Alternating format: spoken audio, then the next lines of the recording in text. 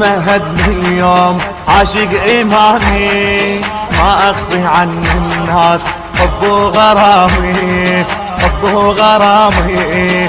هايم وافكر بي حتى بمنامي، ويا النسيم الهاب ابعث سلامي.